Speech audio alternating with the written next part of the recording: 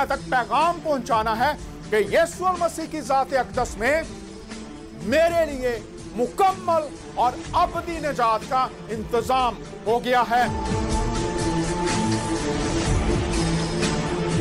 बहन यास्मीन, मैं प्रोग्राम फजले रबी का होस्ट डॉक्टर डैनियल आपको इस प्रोग्राम में खुश आमदीद कहता हूं। थैंक यू सो मच अपने साथ इस खिदमत का मौका देने के लिए।